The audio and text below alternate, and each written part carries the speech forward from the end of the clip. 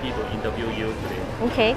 Yes. So could you share Nice with to me? be here. Yeah. Nice to meet you. Yeah. Could you share with me throughout your journey, right? Was there any misconception or misunderstanding about you or your job? Oh, hell, a lot. Where do I start? Okay. Anywhere that feels comfortable. First of all, Hmm? I look young. You are young. No, I'm almost 50. I'm 49. I'm turning 49 this year. I will edit this away. It's okay. My age is not a secret, but the fact that I look young doesn't help, right? And then the second thing very commonly is looks don't come with brains. Very, very common for women, especially. Like if you dress well and you take care of your looks, people often think bimbo, or basically brains don't come with looks. And actually someone said that to me in an interview before, one of my ex-bosses. When I first met you, I did a great job for him conducting a leadership coaching session, and then he went, basically he came to congratulate me and tell me, I did a great job. But then he said, I was worried, to be honest. When I first met you, I wondered if you were as good at training and L&D as you are in doing your makeup. Wow. Yes. That is. So, no, but I've gotten that, I think I do get that my whole life. People don't tell it to me, but it's kind of implied in a lot of the things they say and in the way they treat me, because it always comes as a surprise to them. Like, oh wow, you're actually good. I'm like, yes, I am. Pull them away. Yes. So you tell them by your action. Yes, I guess it's in a way it's good lah. Yeah, right? Because they underestimate you and then you blow them away. The other thing is, most of my career I've been either a lecturer, so in either teaching or in training. And the misconception there is that it's easy. It's easier to teach or to train someone than to actually do. And I'm sure you've heard the phrase, right? Like, people teach because they cannot do. Right? Yeah, so they go and teach. And I completely disagree, because first of all, you have to be a subject matter expert, the SME, right? You have to know a topic really, really well enough to be able to teach someone. And you have to be able to even break it down for them, right? I mean, I teach dance as well. And for me, and everything that comes naturally now, when I look at my students in the class and they can't perform a move, I have to think how my body is functioning and how I actually make those moves, and then break it down and okay, so first your hips goes here, your hands go here, your weight shifts, right? You really, really have to break it down for them and then explain it to them in a way that they will understand.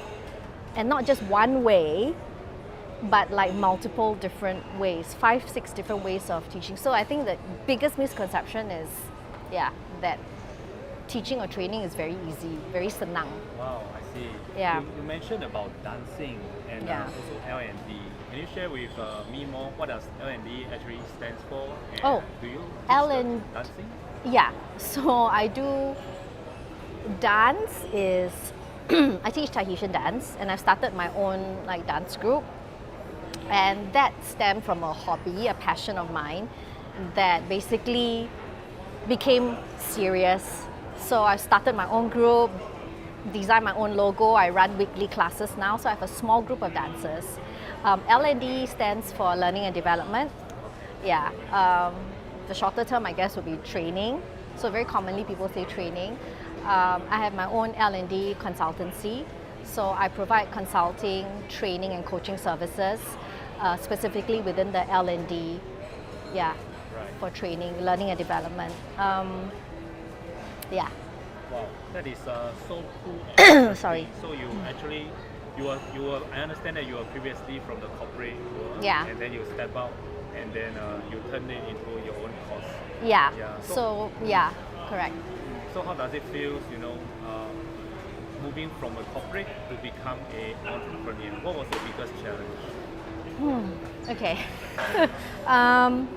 So most of my career, you're right, I was in L&D within the pharmaceutical industry. right? So I design and I deliver training programs, mainly for either the sales force or the medical affairs department.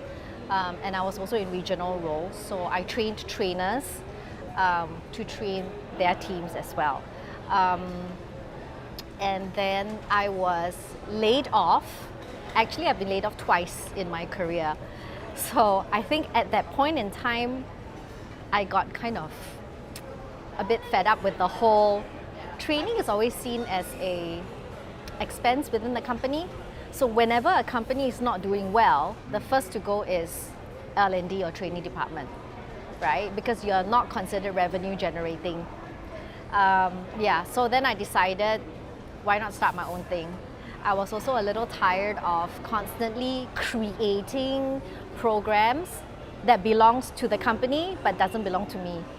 So I've created a lot of training programs over the years, but none of them belong to me because the IP belongs to the companies that I worked for. So partly because of all this, I decided, okay, why not just start my own thing? And by then, I had been in the industry about 16 years by then, almost 20. So I thought, and I had a network already. So I started my own company, and then I just let the word out that I've started on my own. And actually within the first month, I got my first contract already from an ex-colleague. Wow. Yeah. That's So very supportive. They might have seen the good values that you're providing. Yeah, so they have worked with me, I've worked with them, they know how I work, they know the quality of my work. So it's a lot easier. I don't have to sell so hard, right? Yeah, because we've worked with each other before, so we're comfortable. Was there a big difference between doing in the corporate and setting up your own firms? Were there any like transferable skills that you managed to bring along? And are there any certain skills that you felt that you were lagging and then you learned and picked up during your entrepreneurship? Yeah, no, very different. I mean, as an in-house trainer, you don't have to really think so much about billing someone or invoicing someone. You don't have to think about how much should I charge, right? So I think that was one of the things also I struggled with at the beginning, like, okay, how should I charge, right? And then budget always becomes one of the key points in the discussions, in the meetings, like, what's your budget? And then how do I fit into the client's budget, which was never discussed before previously, right? I'm given a budget and I spend. Now it's they are giving me a budget and I have to match it in a way. And then the other thing is the financial aspects of it, which I think most of it is all about finance, which I have no training in, I have no background in. Yeah. When you mentioned about finance, what were can you name me some exact terms that... I have no exact terms for you, but like working out, so let's say expenses, right? Like your P&L maybe. How much, how much you, in your mind also as a goal, how much you would like to make annually. And then how much effort you have to put into, it doesn't always match up, right? So I think financials in terms of all that, and then my background is all medical, pharmacy, training, teaching, so that was one. And it's very, very different. As an in-house trainer, you follow up. Yes, so I know everyone, and I can follow up, right? Whereas as an external vendor, depending on what the client needs, usually you come in, you run a program for them. Maybe even if you follow up, it's for a short bit, and then it's like, okay, we're done. And part of me wonders, like, a couple of months down the road, how they're doing as well. So generally as well, I prefer longer term retainers.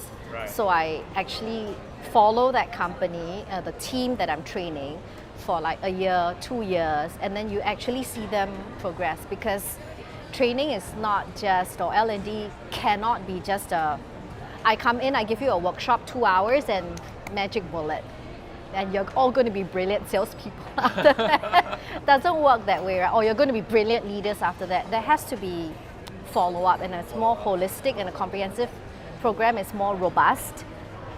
Then you can see people progressing in their skills.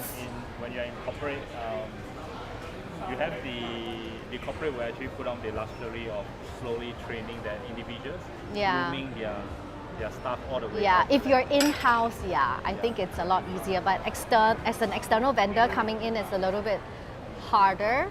You have to build relationships and build rapport like really quickly as well with them. Yeah. So you have to ensure that they see your value. Yes, exactly. And I think the other biggest thing is loneliness. Loneliness. Yeah, I'm an extreme extrovert, right? And I mean, and I've always worked for like the big pharma MNCs.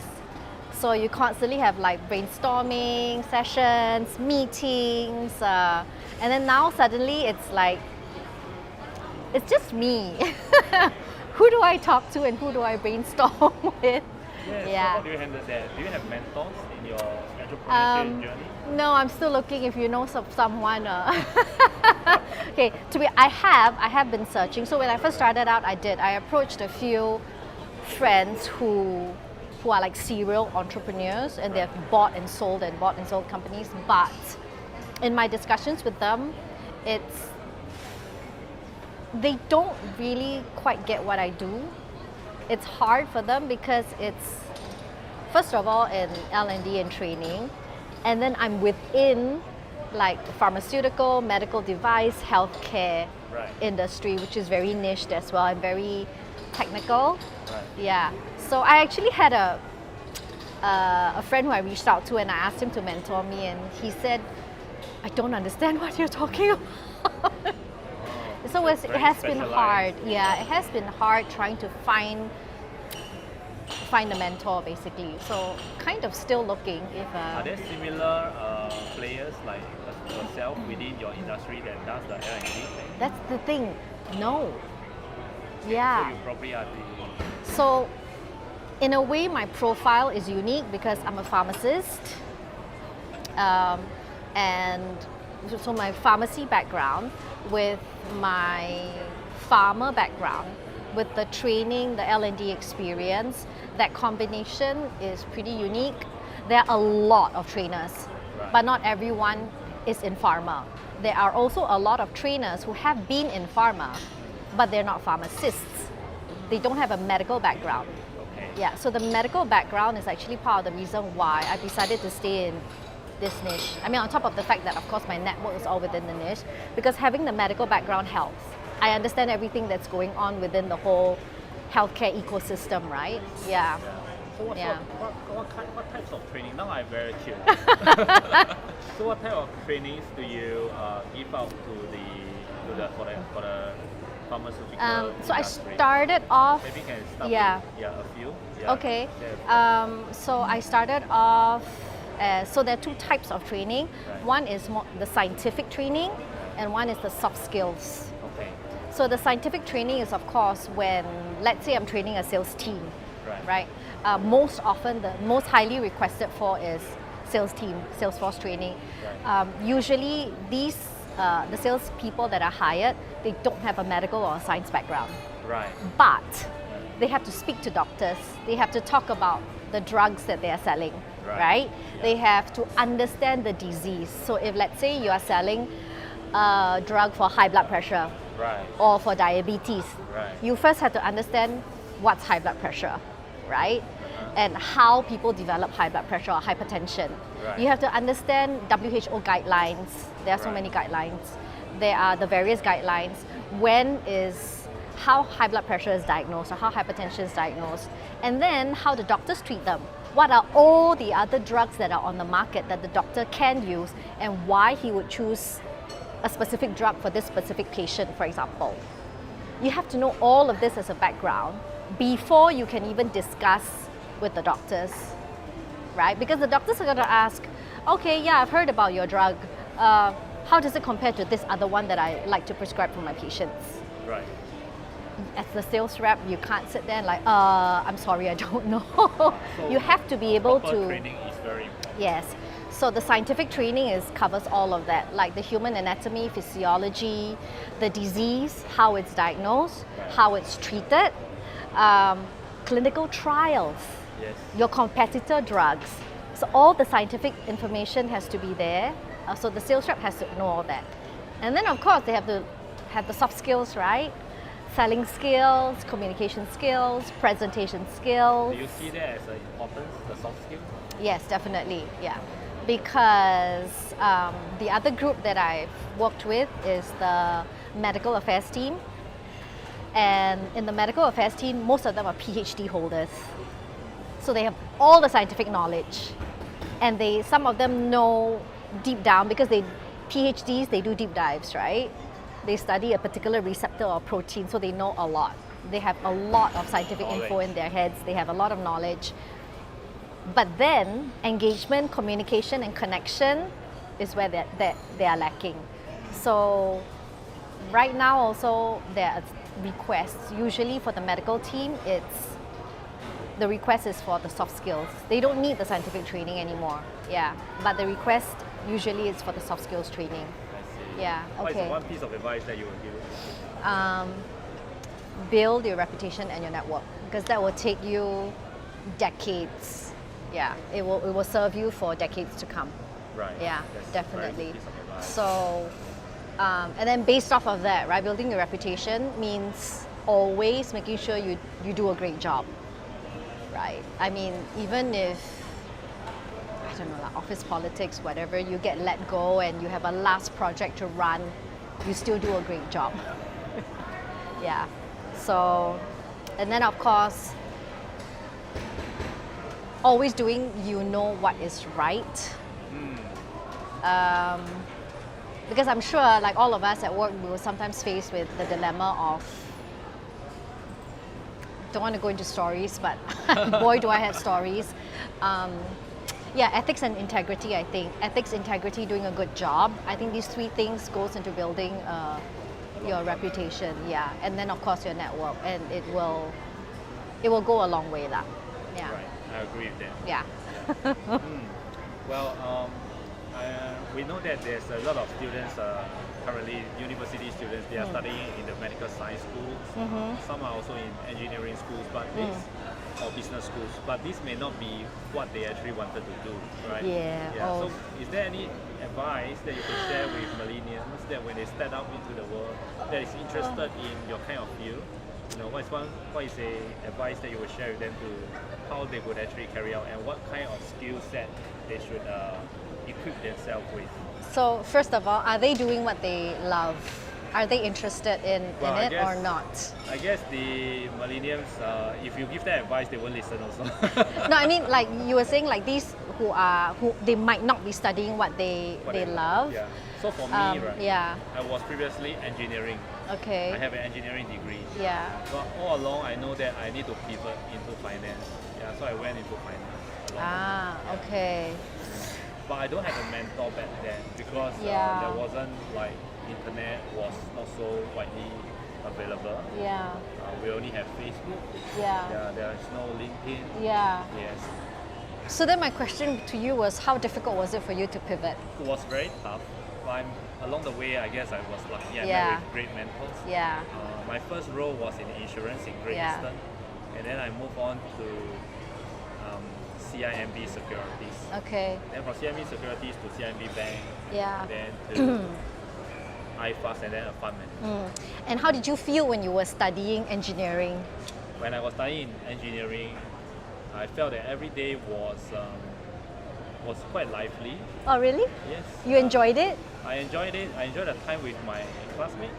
Okay. Yeah. Did you enjoy the course, the study in itself? I found it interesting. Okay. But I don't find that to be very rewarding in terms of the monetary wise. Okay. When I was in internship, I was in a semiconductor company. So when I went in, they have like 10,000 square feet of the floor, all filled with machines. So for the course that I was studying in, my job is to design the machine.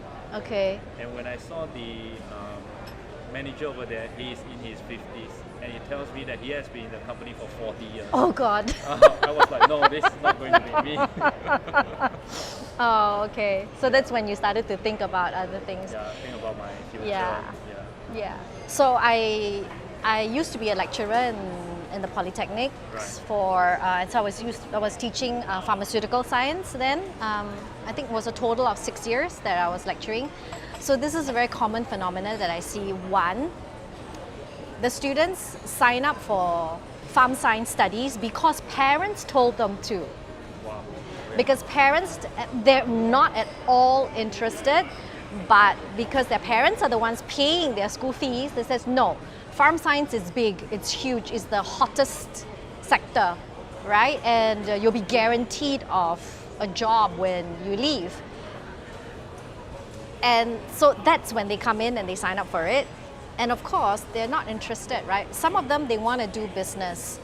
Some of them, I had one student who, he was just interested in culinary skills. He wanted to go to Shatec to learn how to be a chef. That's so completely different. And guess what? They are the most disengaged, most demotivated, and like coming to school every day, which is why I asked you, how did you find it? So for you, I think it was good, you enjoyed it. It was hell for them. They hated every single moment, and they, you know, so for me, my advice to the students is always do what you love, do what you will, and study what you will enjoy, and then you will do well, right? If you do something because someone tells you to and you feel you are forced to do it, that's even worse. Then yeah, you're going to suffer. You're not going to enjoy it. You're going to hate every moment. And so I had this also one student, she was more interested in business, but her parents made her do pharmaceutical science, of course. So every year she was failing and repeating became an issue. We had to have a conversation with her and her parents. She really wanted to drop out. And unfortunately, at the end of the conversation, her mom actually convinced her to stay on. So a course that normally took 3 years took her 5 years. Oh. And her mom told her, you complete this course and you can do whatever you want after that. But it's also, to me, I'm thinking, you just wasted 5 years of your life studying something that you probably won't even, after this she's going to go ahead and do business. And she doesn't want to have anything to do with pharma, biomedical, you know, anymore after that, because it's not at all her area of interest, right? So number one is do something you love, really. It will be much easier, much more enjoyable, and it's a higher chance you will do well if you're interested and you like it and you enjoy it, right? And then as for the second part of the question was about if they have already done it, right, how do they pivot? How do they pivot? Yeah. I would say find a mentor, and then also network. Find a mentor and network. Yeah. You really need to Very good network. advice. Yeah. I mean, the saying "your network is your net worth" is very, very true. Yeah. Yeah. Is there one question that you wish I've asked you and how we have answered? Actually, no, not really. It's just, I guess, more advice. Because previously you were asking me about entrepreneurship as well and starting out. Correct. And so it's the same thing.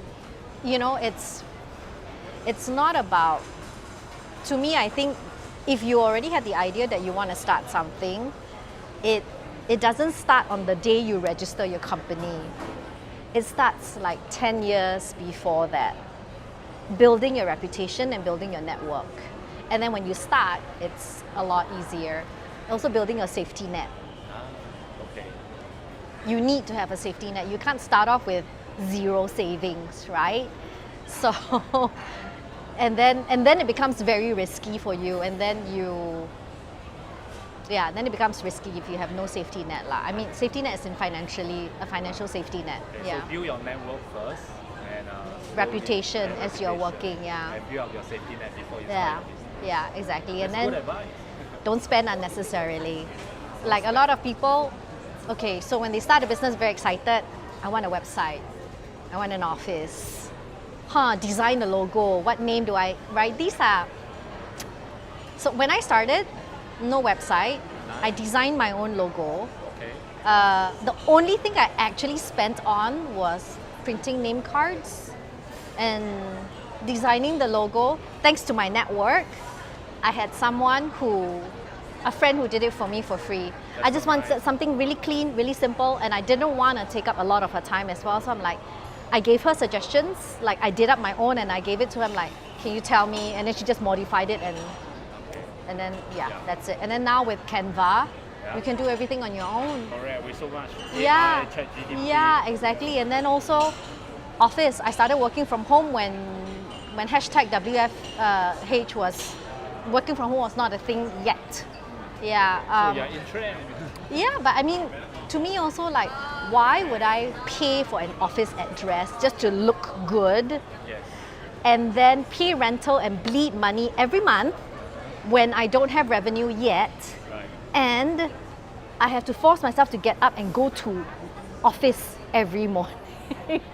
That doesn't make sense. It didn't make sense to me. I have to pay for the transport, spend time and money commuting, I have to pay rental, Right. and it's a monthly, expense. It's going to be a month. So office was the one thing I didn't get, never got. To this day, no office. Right. Home office. Yeah. That's a very smart business move. Yeah, so I would say don't spend unnecessarily. Yeah. Are there 3 books that you can recommend the listener? Three books. I would actually recommend Blink by Malcolm Gladwell, Predictably Irrational by Dan O'Reilly, and then the other one is Adam's Curse. I can give you a whole book, short history of nearly everything, Bill Bryson.